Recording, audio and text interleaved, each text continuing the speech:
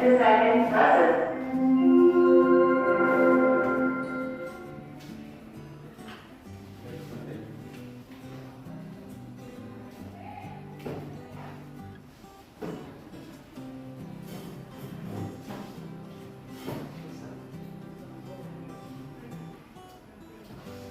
Baik, bismillahirrahmanirrahim. Assalamualaikum warahmatullahi wabarakatuh. Waalaikumsalam warahmatullahi wabarakatuh. Apa kabar Anda semua pada pagi hari ini, sehat? Alhamdulillah ya. Sebelum kita masuk ke materi pembelajaran teks hikayat pada hari ini, apa absen terlebih dahulu. Apik Farhan Diandas, Aditya Cahyo, Ardian Syah, Ardian Susilak, Ahlan, Alif, Ananda Amin, Azumar, Fatur Rahman, Fazilatul Nisa. Sudah hadir ya? Ada keterangan beliau? Tidak ada ya? Apa ya?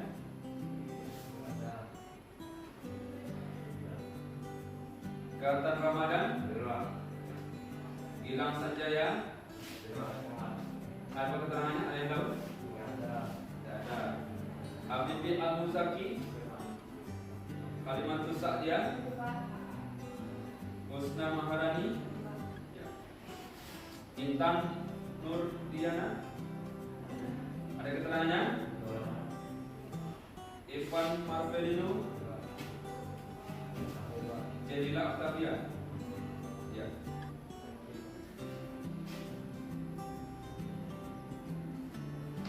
Baik, Anda semuanya,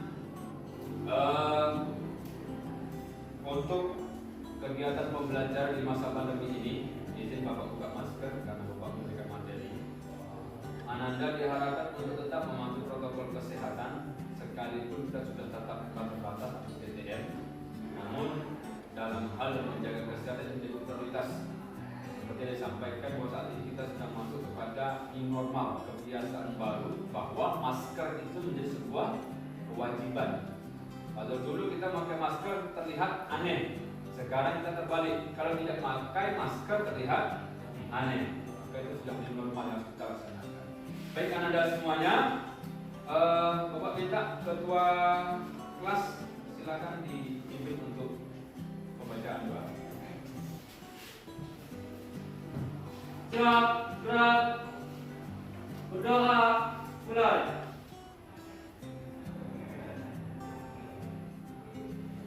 Selesai. Beri salam. Assalamualaikum warahmatullahi wabarakatuh. Waalaikumsalam warahmatullahi wabarakatuh. Untuk meningkatkan rasa nasionalisme kita dalam belajar bahasa Indonesia, Anda semuanya mari kita sama-sama menyanyikan salah satu lagu nasional, Padamu Negeri. Ya, boleh ya?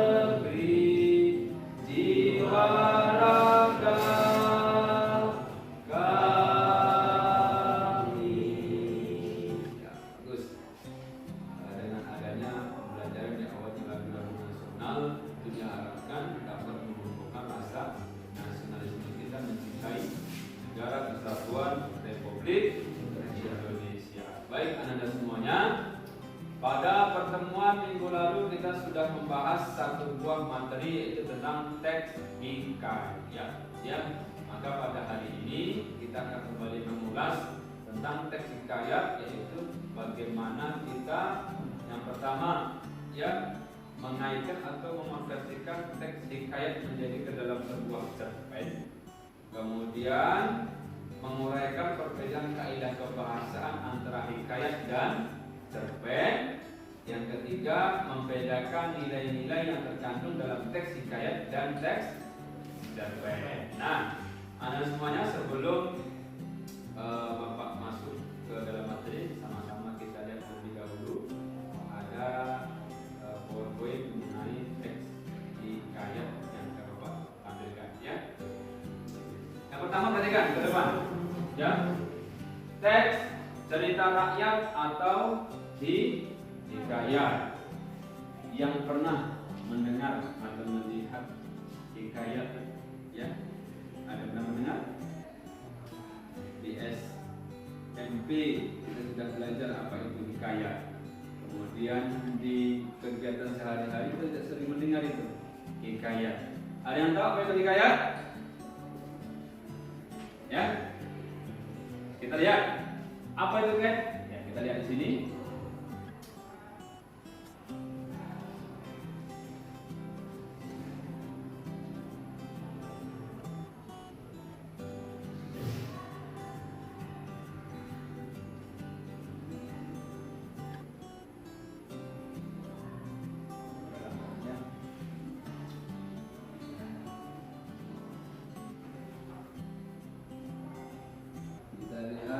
Pada tampil korban sini. Apa itu hikayat? Hikayat adalah suatu bentuk. Coba dibaca, Bapak mau dibaca oleh Abdurrahman. Ardiansa, silakan dibaca. Pengertian hikayat. Pengertian hikayat adalah satu bentuk karya sastra prosa, terutama dalam bahasa Melayu lama yang berisikan tentang cerita, kisah, dan dongeng. Ya, bagus. Adalah suatu bentuk karya sastra prosa, terutama dalam bahasa Melayu lama yang berisikan tentang cerita kisah dan dongeng. Ini dalam penelitian Wikipedia. Kenapa kok disebut dengan bahasa Melayu lama? Karena hikayat itu kental dengan cerita-cerita yang bernuansa daerah Melayu. Lalu disebut di situ ada bahasa-bahasa lama atau arkais. Nah, di sini yang mau kita pelajari bagaimana memahami sebuah teks hikayat itu dengan menggunakan dari bahasa-bahasa arkais atau bahasa-bahasa lama ya. Kemudian perhatikan lagi jenis hikayat. Ada beberapa jenis hikayat yang bisa kita lihat di sini. Berdasarkan isi yang pertama, ada jenis hikayat rekaan untuk berdasarkan isi. Yang kedua, ada jenis hikayat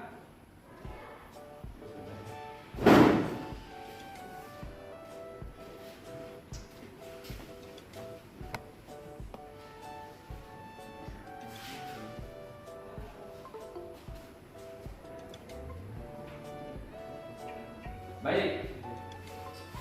Ada jenis hikayat berdasarkan rekaan, ada jenis hikayat berdasarkan biografi, ada jenis hikayat berdasarkan sejarah. Ini jenis hikayat berdasarkan isi. Yang selanjutnya ada jenis hikayat berdasarkan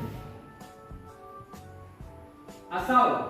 Ya, yang pertama ada daerah pengaruh Jawa, kemudian berdasarkan asal juga pengaruh India, juga bisa dikatakan sebagai pengaruh Melayu ya. Kemudian ini berdasarkan asal. Kemudian kita lihat lagi di ciri-ciri teks hikayat. Sebelum kita nanti nonton nih hikayatnya ya. Anonim. Coba dibaca Abang ya, apa yang pertama? Anonim artinya pengarang hikayat ada umumnya tidak diketahui. Ya. Dua, istana santri, artinya menceritakan tokoh yang berkaitan dengan kehidupan kerajaan atau istana atau pusat ceritanya berada di dalam lingkungan istana. Ya, Tiga, tiga. bersifat statis, artinya tetap atau tidak banyak terjadi perubahan. Empat, bersifat tradisional, artinya meneruskan budaya atau tradisi atau kebiasaan yang dianggap baik. Bagus, ya. Yang pertama adalah anonim atau yang kita ketahui sebagai pengarang hikayat pada umumnya tidak diketahui, seperti hikayat Bayan Budiman, hikayat Putri Hijau itu dari Sumatera Utara.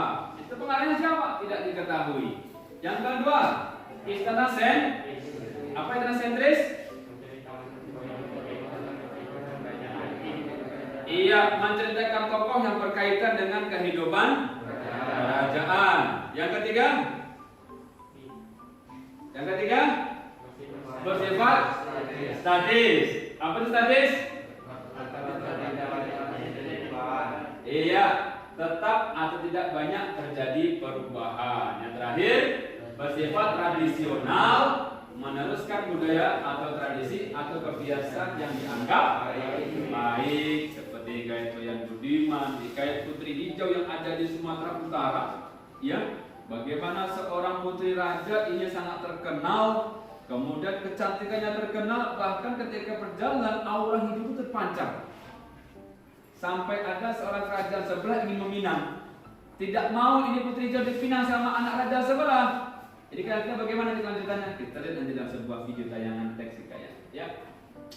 Selanjutnya untuk teks hikayat, ciri-ciri teks hikayat sudah kita bahas tadi.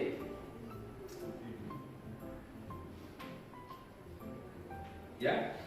Yang pertama bersifat magis. Coba apa dibaca? Abi. Magis artinya pengarang akan membawa pembaca ke dunia hayal atau imajinasi yang serba indah. Yang kedua, Prologis artinya banyak cerita pada hikayat tidak dapat diterima oleh akal manusia. bagus. Yang ketiga, Abang, yuk. Tulis artinya bersifat kaku tetap, sifat menjadikan kata arkais, artinya kata-kata yang saat ini sudah tidak lazim menggunakan seperti siap dan. Iya. Magis, contoh ini dalam hikayat Putri Hijau, memancarkan sebuah cahaya dari badan dia. Ya, kemudian seorang pangeran yang bisa terbang menaiki kuda yang memiliki sayapnya. Sebentar.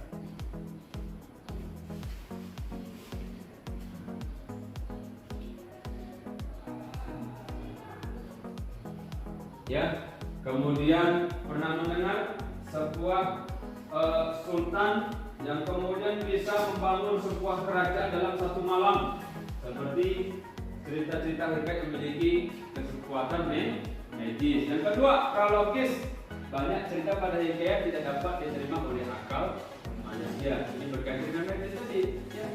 Bagaimana seorang raja bisa membuat kerajaan dalam satu malam dibantu dengan gerombolan jin. Putri Hijau bisa memunculkan aura atau cahaya kehijauan yang bisa dilihat oleh negara ataupun kerajaan sebelah. Yang ketiga, statis, kaku dan tetap. Dari dulu sampai hari ini ceritanya tidak berubah, tidak mengalami perubahan.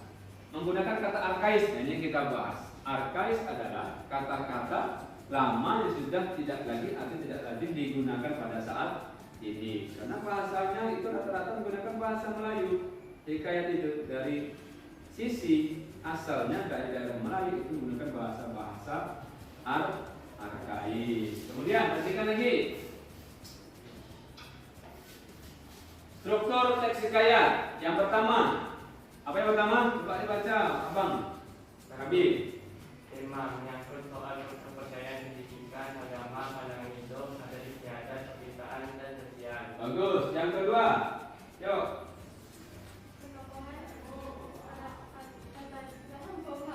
Erat kaitannya, coba baca lagi nomor 2 ya. Kedua, pengembangan erat kaitannya dengan alur dan peristiwa hikayat tampaknya tidak jauh berbeda. Berbeda dengan roman, pertentangan antara tokoh utama yang baik dan yang jahat. Biasanya yang baik adalah Yang mendapat biasanya kemenangan. yang mendapat kemenangan, sedangkan yang jahat dapat dikalahkan. Ya. Kemudian 3, abang baca. Latar lingkungan atau menyangkut aspek yang lebih luas. Memahami latar hikayat tidak lepas dari lingkungan pengarang pada saat itu. Ya. Yang keempat, ayo semua pada depan. Sudut pandang menceritakan suatu peristiwa. Pengarang boleh memilih sudut pandang mana ia akan menceritakan cerita itu. Pada umumnya pengarang hikayat adalah pengarang pengamat. Seorang penulis hikayat seolah-olah mengetahui apa saja yang akan terjadi dalam cerita yang disampaikan. Iya, ya. Jadi dalam unsur intrinsik tadi, ya ada yang pertama tema, yang kedua ada penokohan, yang ketiga ada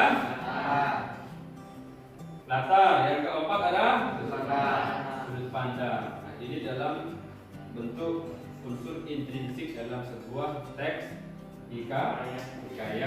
Nah, kita perhatikan kembali. Lalu struktur secara umumnya apa saja? Nah, kita lihat. Ya.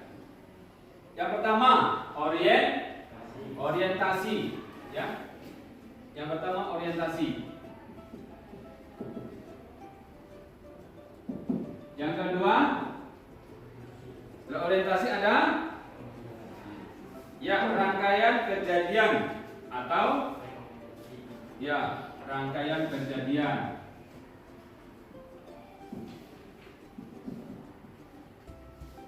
Baru yang keempat ada, yang ketiga maaf ya, yang ketiga ada reorientasi atau penutup ya, reorientasi. Yang sebenarnya kalau kita kaitkan dengan kehidupan, sama dengan saat ini kita sedang hidup. Kita hidup di sebuah ketentuan dari Tuhan. Kita sebagai tokoh atau manusia, kita sebagai tokoh. Kemudian penokohnya adalah karakter kita baik atau buruk dari sebuah konsep cerita yang terdiri oleh Tuhan yang Maha Kuasa. Nah, kita sekarang penokohnya bagaimana? Mau antagonis atau protagonis? Itu kembali kepada diri kita. Sama dengan teks hikayat, mulai dari orientasi. Apa orientasi? Pengenalan tokoh. Apa yang dikenalkan di sini? Ada yang pertama latar yang dikenalkan, ya. Kemudian ada tokohnya siapa saja. Mulai dari tokoh, latar, ini dikenalkan pada tahap orientasi. Sama ketika kita masuk sekolah kemarin, ada 2 hari kita masa orientasi siswa atau MPLS sekarang diganti dengannya, masa pengenalan lingkungan sekolah. Itu orientasi. Anda dikenalkan dengan siapa kawan Anda satu jurusan. Anda dikenalkan dengan bersiapa saja guru jurusan Anda. Itu orientasi. Masuk yang kedua, rangkaian kejadian. Ya, kalau kita lihat dalam strukturnya, ini orientasi. Kemudian ini rangkaian kejadian, ya, mulai naik. Kemudian di sini reorientasi, mulai menurun. Ya. Nah, di rangkaian kejadian ini semua apa yang dibahas dalam teks itu dimunculkan, ya. Contoh kalau kita lihat hikayat batu belah batu bertangkuh, pernah lihat? Pernah baca? Hikayat batu menangis. Hikayat batu belah batu bertangkuh itu kenapa kok sampai batu itu belah batu bertangkuh itu? Atau hikayat batu menangis, kenapa itu batu menangis? Yang menangis itu siapa? Mama atau anaknya? Mama atau anaknya yang kena tutup? Mamanya atau anaknya?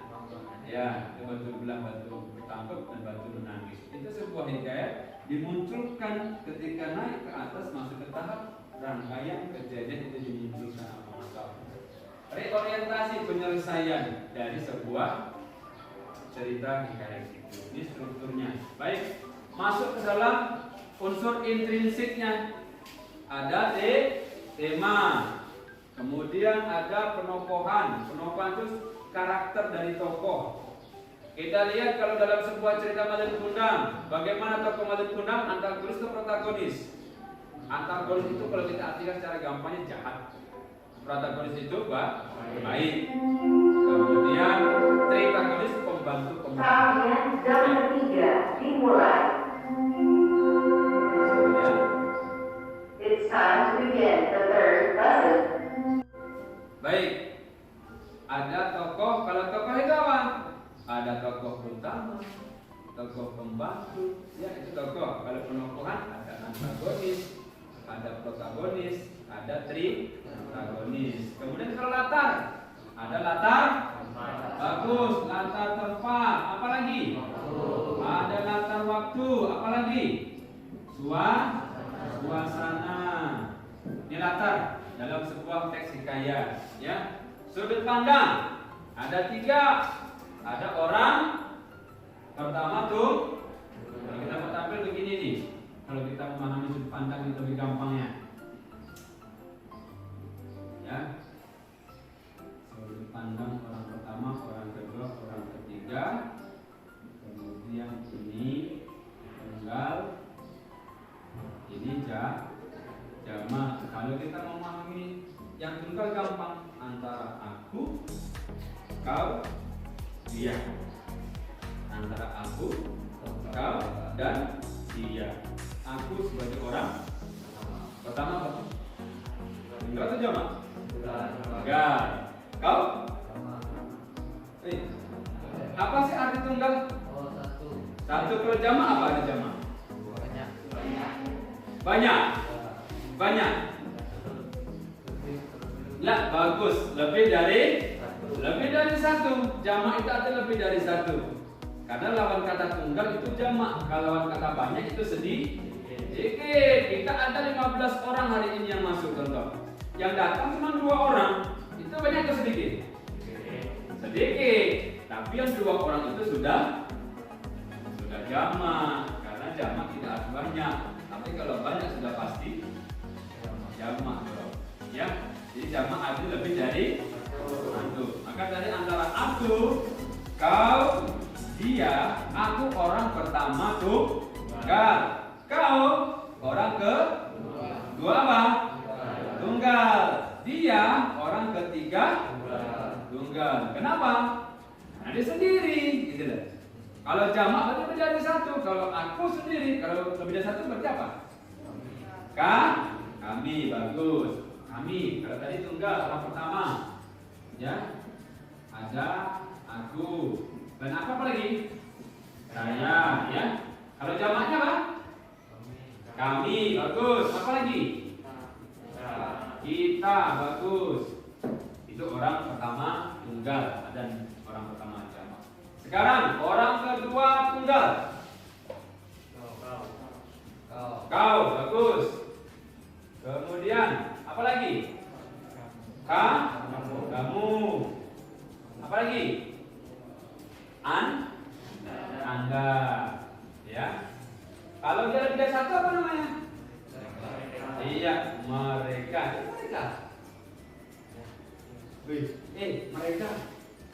Mereka sini. Ayo. Kalau mereka itu di mana? Orang di sana. Tengok mereka itu. Bagus. Kalian, ya. Kalian adalah orang kedua jamak. Kenapa? Lebih dari satu Bapak panggil. Kalian sini. Dia orangnya lebih dari satu. Kemudian orang ketiga tunggal. Dia.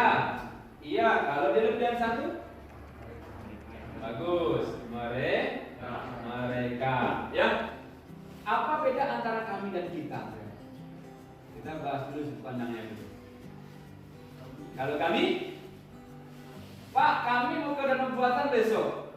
Pak, kita kemudian mau ke dana buatan besok. Apa beda kami dengan kita? Kalau kami dengan kalau bicara tidak masuk, kalau kita dengan bicara bagus. Kalau kami lawan bicara tidak masuk. Contoh tadi, Pak, kami besok ke dana buatan. Bapak itu tidak? Enggak dong. Pak, kita besok ke dana buatan. Bapak itu tidak? Ikut.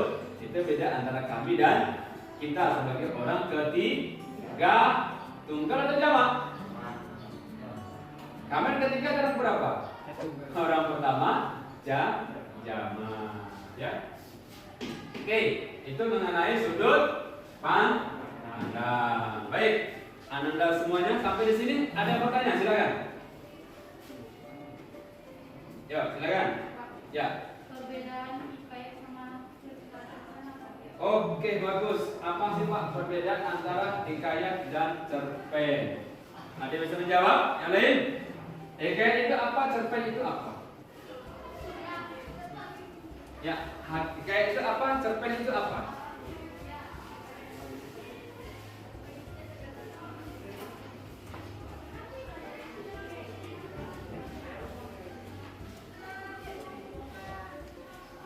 Bagus. Ada yang bertanya, apa perbedaan antara hikayat dan cerpen? Apa hikayat? Apa itu cerpen? Kita lihat, ya. Hikayat, kalau kita artikan tadi sebuah teks, ya, cerita yang bahasanya itu, kalau kita lihat banyak menggunakan bahasa-bahasa arkais atau bahasa-bahasa pada zaman Melayu sudah tidak lazim lagi sekarang digunakan. Itu kalau dalam segi penggunaan bahasa dalam teks hikayat. Kita lihat kalau cerpen sekarang apa perbedaan antara cerpen dan hikayat? Nah, cerpen atau sebuah cerita pendek itu mengisahkan tentang kisah-kisah yang tidak mesti di dalam tatanan sentris atau menggunakan bahasa-bahasa arkais. Ya, itu perbedaan mendasar dalam penggunaan bahasa. Baik. Yang kedua ada pertanyaan lagi? Ya, silakan. Ciri-ciri hikayat tadi menggunakan bahasa yang sudah dipahami. Bagaimana cara memahami bahasa hikayat yang sudah dipahami? Ya, bagus. Nah, biasanya kita nanti di pertemuan kedua, ketika kita nanti memproduksi sebuah teks hikayat atau mengonversikan sebuah teks hikayat menjadi sebuah cerpen, pada pertemuan sebelumnya dengan kelas yang lain itu Bapak bawalah kalian ke lembaga adat Melayu Riau yang ada di jalan dekat pasar bawah itu.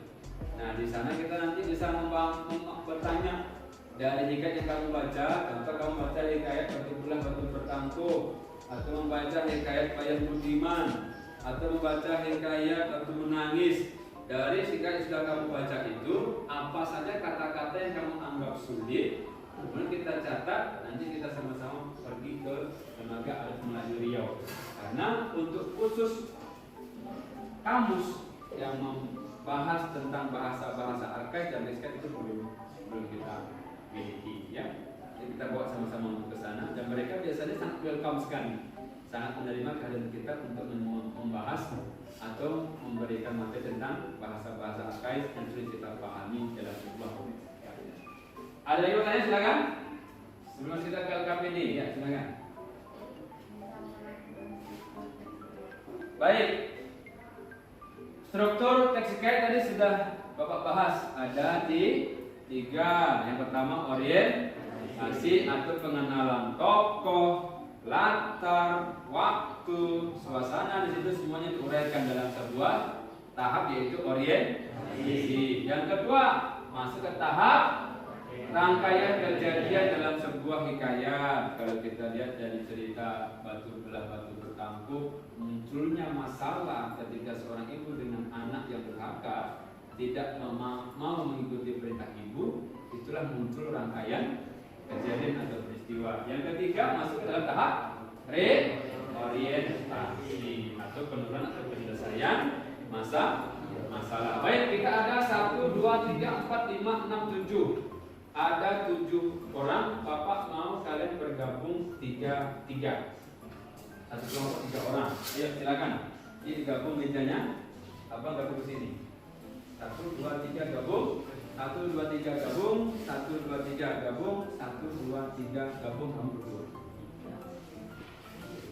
Yuk silakan. Gabung mejanya digabung. Ya.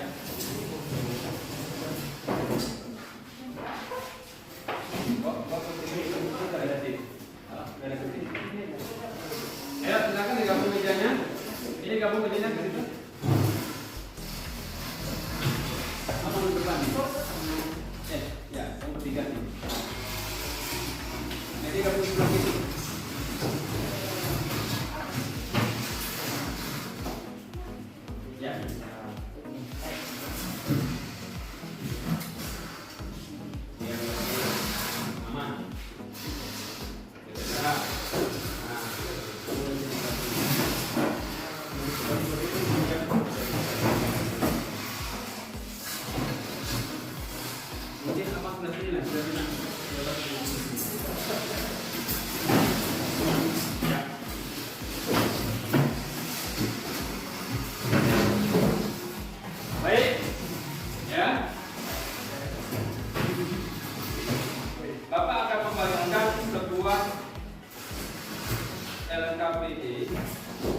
atau lembar kerja peserta didik secara berkelompok ya.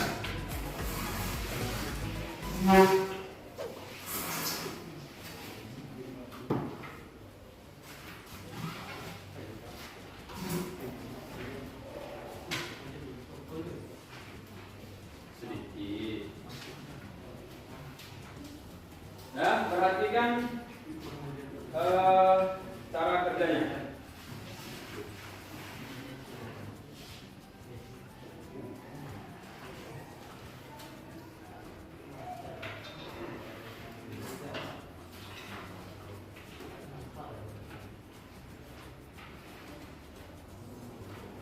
Ya, kita LKPD kita yang pertama ada Hikayat Bayan Budiman. Buka pada halaman 1, halaman 2 ya.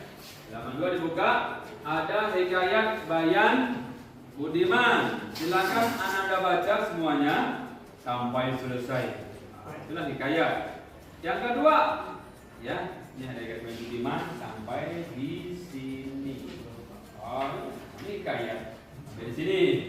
Yang ketiga ada tukang pijat keliling, ya, sampai selesai itu cerpen, ya. Kemudian pada halaman terakhir ada soal di situ, ya. Analisislah penggunaan diksi yang terkandung dalam teks Hikayat Bayan Budiman dan cerpen tukang pijat keliling tersebut di atas. Tuliskan hasil analisis kalian ke dalam tabel yang disediakan. Diksi itu apa? Kata-kata sulit. Anda boleh membuka HP sebagai media untuk mencari artinya dalam KBBI, ya. Dari 4 kata-kata yang menurut Anda sulit, tulis di sini dan berikan artinya. Dari teks Hikayat Bayan Budiman 4, dari teks cerpen tukang pijat keliling 4 buah. Kemudian bandingkanlah penggunaan diksi yang terdapat dalam teks Hikayat Bayan Budiman dan cerpen tukang pijat keliling. Jelaskan perbedaannya. Tulislah jawaban kalian tabel yang telah disediakan. Perbedaan penggunaan diksi.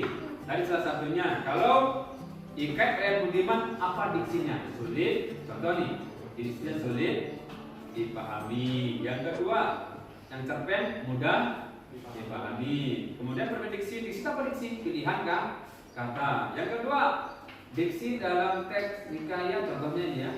Diksi dalam teks hikayat menggunakan bahasa-bahasa lama atau bahasa Melayu, sedangkan teks cerpen tukang pijat keliling menggunakan bahasa-bahasa anak muda atau zaman modern dan seterusnya.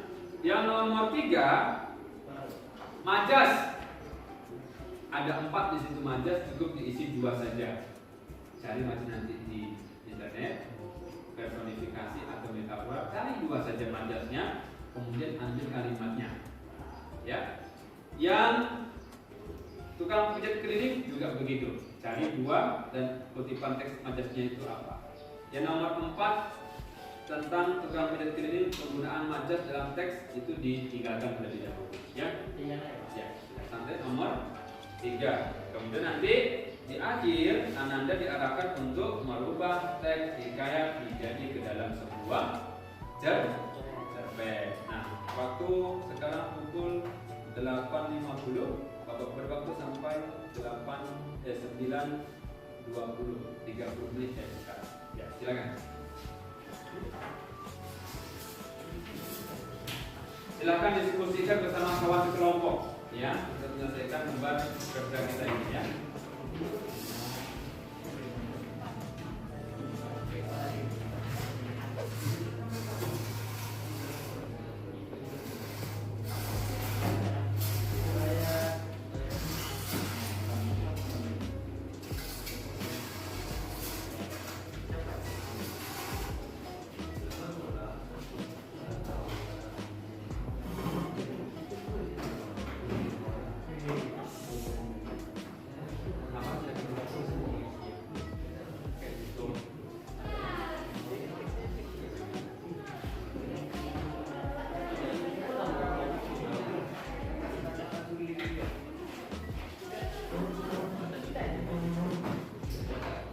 Silakan didiskusikan bersama teman sekelompok.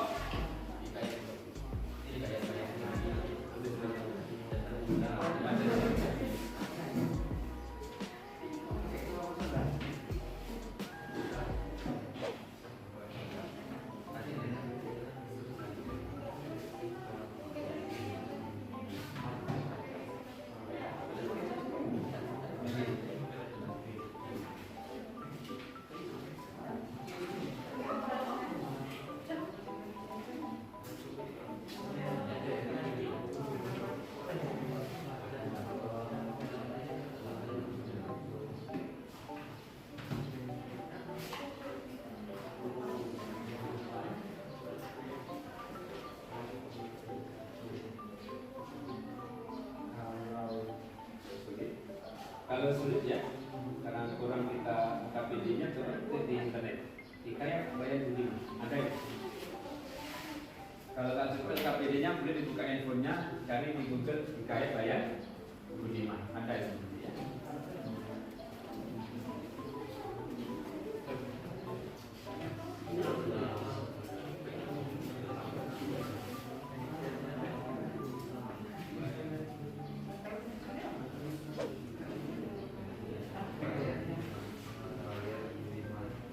Hikayat bayar Budiman.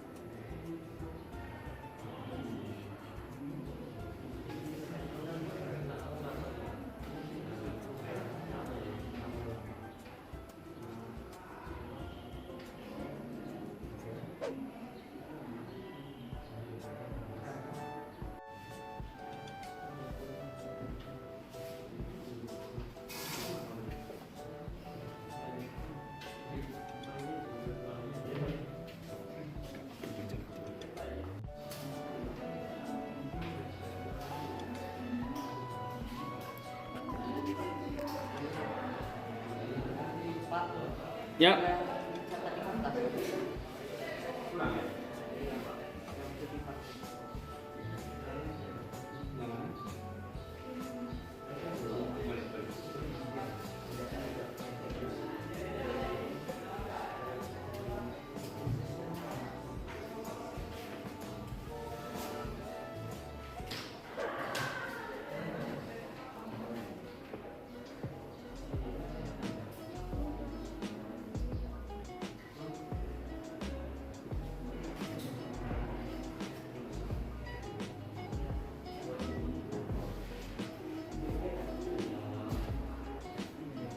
Sudah? Bagus. Kelompok 1 sudah? Kelompok 1. 2 sudah? 10 menit lagi.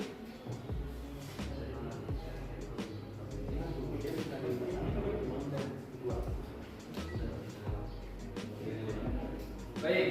Kelompok 3 sudah? Ya. Kelompok 4 menit lagi. Kelompok 5. Ya.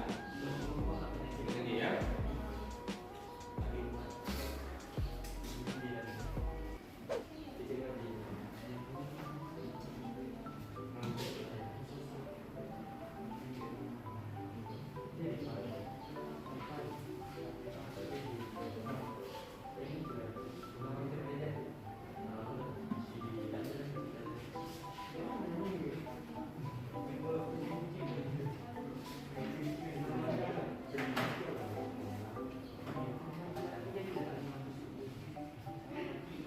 Ayo, 10 menit lagi. Tulis nama kelompoknya lengkap ini, jangan lupa. Ya, halaman depan tulis nama kelompoknya. Ya, ada nama-namanya di situ. Kelompok 3 namanya siapa ya?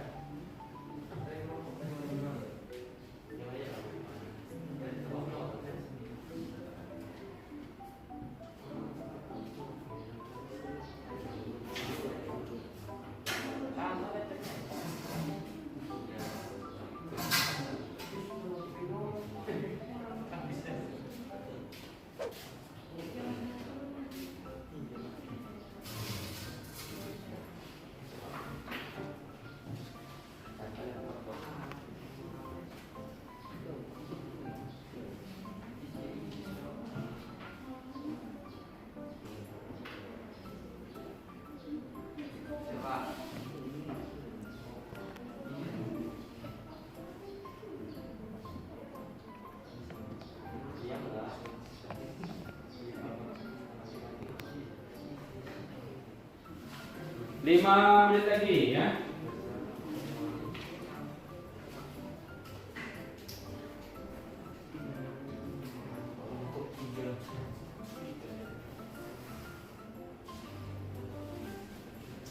Lagi.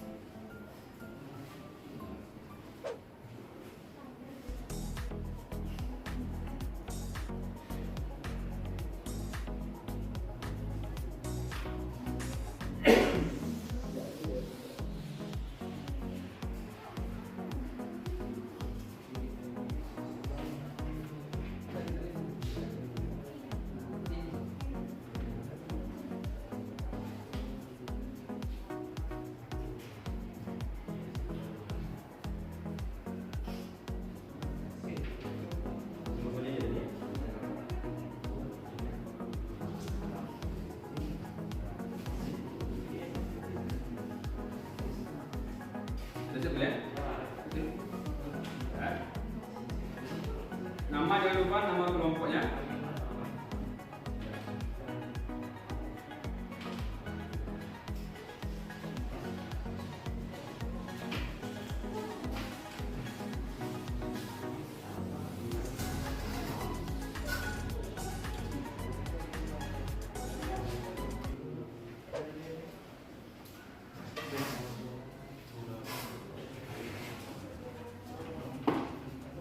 Baik, waktu habis. Bagi Anda semuanya, kita presentasikan Untuk masing-masing kelompok silakan dibacakan sesuai dengan hasil diskusi kelompok kalian mengenai analisis dalam LKPD sudah Bapak berikan tadi. Kelompok 1, yang lain perhatikan, nanti yang lain bertanya ya atau menanggapi. Ya, kelompok 1 silakan dibahas mengenai diksi yang sulit dipahami dalam teks Hikayat Bayan Budiman dan teks cerpen Tukang Pijat Keliling yang sudah ada dalam lembar kerja kalian. Kelompok 1 silakan dibaca. Ini kelompok 1 ya, silakan. 1. Diksi sebermula, artinya mula-mula atau pada mulanya.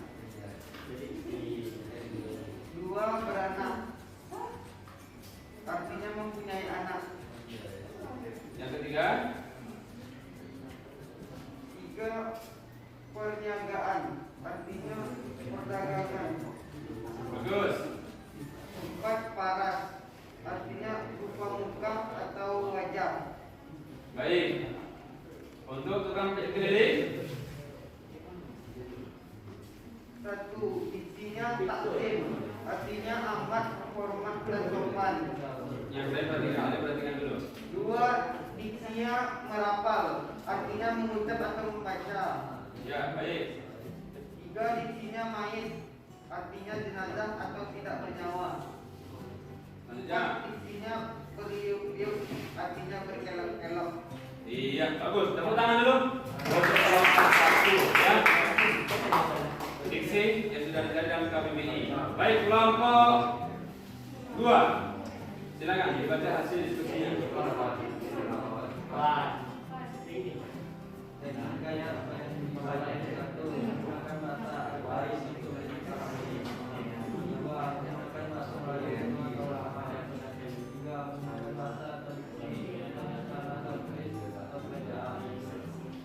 Yang lain perhatikan dulu yang lain.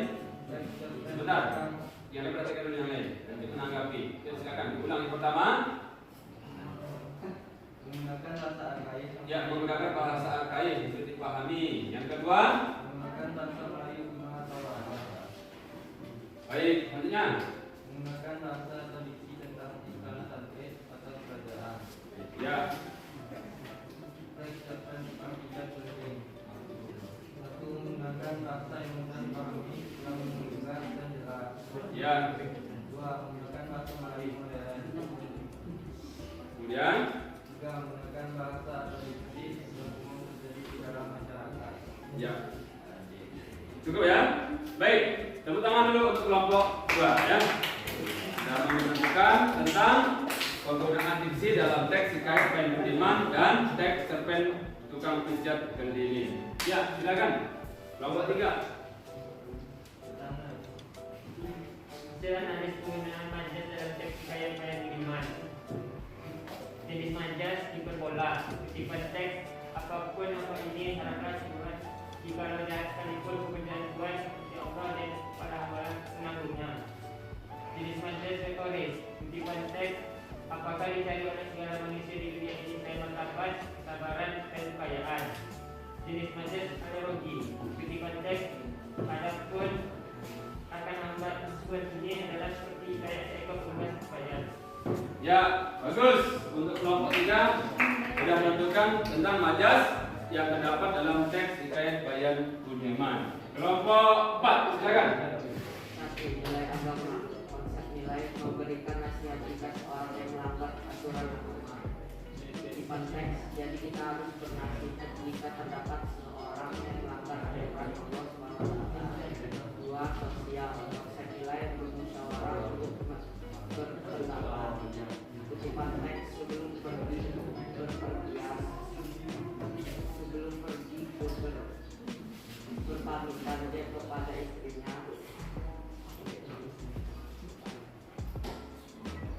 Mufakat bang. 2 ekor unggas itu. Nilai 3 moral. Konsep nilai 3 berpamitan sebelum berangkat. Kutipan teks. Maka pada suatu malam Saatnya jam kelima. dimulai. It's time to begin the fifth lesson. Karena beberapa lama ditinggal suaminya. Anak-anak Raja Ajam berkuda lalu melihat rupa Bibi Zainab yang terlalu elok. Berkencanlah mereka untuk bertemu melalui seorang perempuan tua. Oke, cukup ya. Sudah cukup. Bagus. Untuk kelompok 4 ya. Kelompok 5 silakan. Analisis nilai dalam tukang pijat kelili.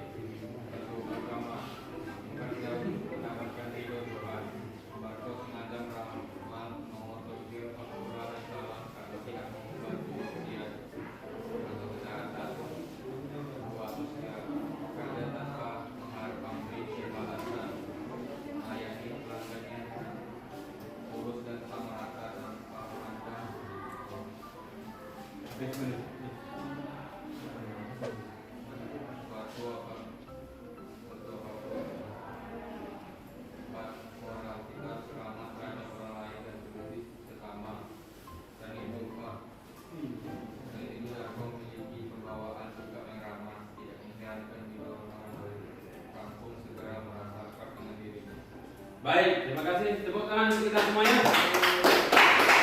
Baik, Anda semuanya sudah menyelesaikan LKPD dengan baik secara diskusi dengan kelompok masing-masing. Terima kasih dapat kerjasama dengan Bapak untuk kita belajar hari ini.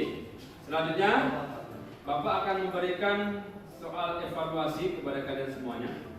Soal ini nanti silakan dikerjakan, kemudian nanti dikumpulkan dengan ketua kelas. Ketua kelas nanti silakan kepada Bapak di meja Bapak untuk kasih soal ya.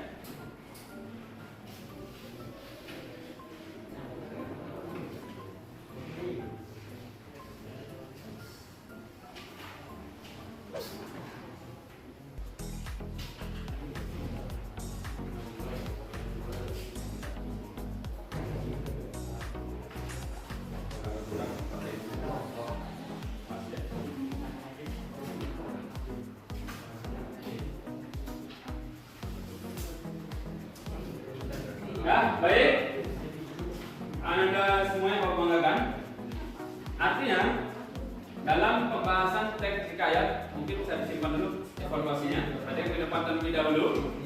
Kita bisa menyimpulkan bahwasanya hikayat itu kalau kita artikan sebagai sebuah karya prosa yang di dalamnya menceritakan sebuah kisah tentang kejadian-kejadian yang salah satu ciri-cirinya adalah menggunakan bahasa arkais atau yang sulit dipahami. Yang kedua, dalam teks hikayat struktur ada 3. Yang pertama adalah orientasi, yang ketiga rangkaian kejadian, yang ketiga adalah reorientasi atau penyelesaian. Untuk dalam teks hikayat, unsur intrinsik ada beberapa yang bisa kita pahami. Ada tokoh, ada tema, ada penokohan, ada latar, dan ada sudut pandang. Baik, untuk memberikan refleksi kita pada hari ini, silakan Anda coba angkat tangan kiri. Yuk, dikepal tangan kirinya, kepal, yang kanan dibuka. Kemudian secara bergantian, coba, ayo 1, 2, 3, yang kanan kepal, yang kiri dibuka gantian. Ayo coba, begini. Kemudian sekarang kita ganti lagi yang kiri kepal, yang kanan buka. 1, 2, 3. Ini supaya bekerja Anda rasakan masa kiri, bukan begini. Ayo sekarang kita ganti yang kanan di kepal, kiri dibuka. 1, 2, 3. Lebih cepat, 1, 2, 3. Lebih cepat, 1, 2, 3. Balikkan lagi. Nah sekarang coba, sekarang yang kiri diusap di paha, yang kanan dipukul. Itu kan namanya kalian geser semuanya itu. Sekarang diganti, yang kanan menggeser, kiri pukul. Jangan begini. Ayo coba. Sekarang ganti lagi, yang kiri menggeser, yang kanan pukul. Ayo. Tapi coba lagi gantiannya. Ganti lagi. Oke, itu untuk kita semuanya ya. Ini untuk melatih bekerja antara otak kanan sama otak kiri. Nah, evaluasi nanti dikumpul dengan ketua kelas, serahkan kepada Bapak ya. Selanjutnya Anda semua yang membanggakan untuk mengakhiri kegiatan kita pada hari ini. Terima kasih kepada kita semua. Silakan ketua kelas dipimpin untuk pembacaan doa penutup. Silakan. Siap, gerak. Berdoa, mulai.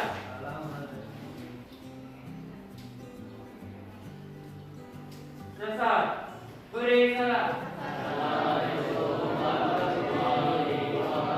Baik, terima kasih Anda semuanya sudah bergabung. Waalaikumsalam warahmatullahi wabarakatuh.